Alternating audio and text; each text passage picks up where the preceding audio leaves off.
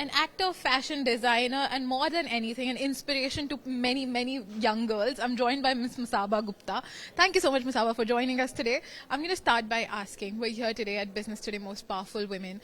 Is there one message that you'd like to give to young women who look up to you? Well, I have so many messages always for women, but I think एक message जो मैं देना चाहती हूँ वो ये है कि be brave and never be shy to ask for what you feel you deserve. Never be shy. That's a good mantra. As I said, you've donned many hats. You've been a very successful designer at a very young age. Then you dabbled into acting and you're killing it. We saw you in Modern Love, in Masaba Masaba. What's next for you?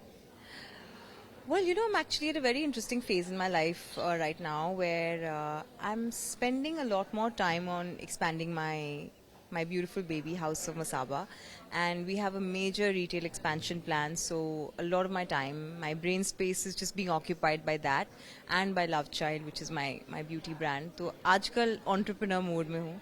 Acting has taken a little bit of a backseat for some time, but I think it's only sort of temporarily because until something comes my way, I will continue to work hard at what I'm doing, and I'm just spending a lot more time taking care of my mental health. Very important. Like we saw in your series, also in both of them, that how mental health should be of prime importance. Is there any success mantra in these different roles that you've taken up? As an actor, is there something you follow, or best advice you've gotten as an actor, entrepreneur, designer? I think the best advice I've gotten is that whatever you do it from a position of strength. And I think that's such powerful advice because, sometimes when you're like me, when you're a designer and entrepreneur and you walk into a room full of very talented actors and directors, sometimes it can be a bit intimidating because it's not my playing ground. I'm new to it.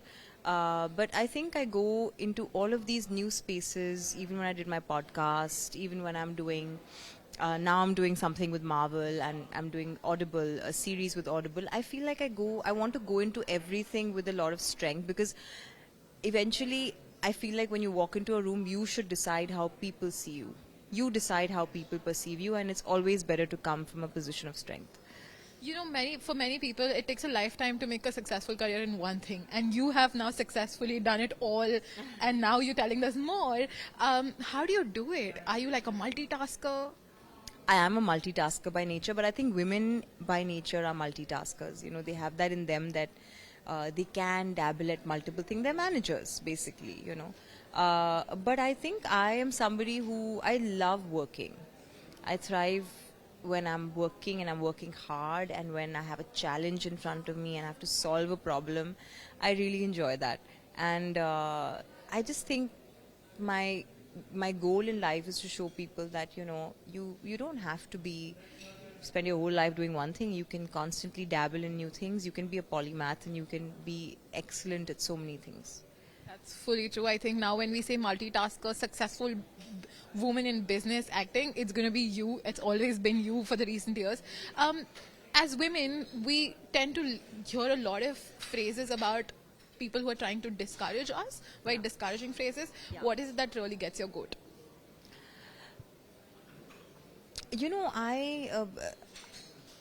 When sometimes women are working and they're trying to figure out what they want to do, like, wo to bas hobby hai till she gets married. I think that really irritates me.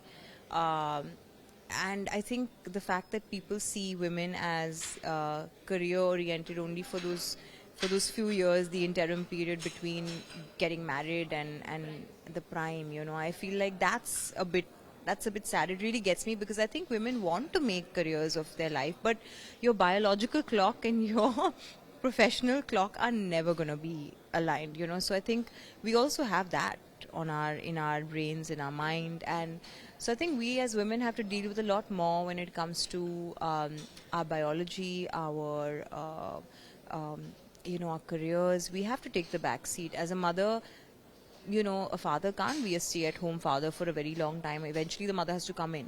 She's primary caregiver. So I think that really gets me.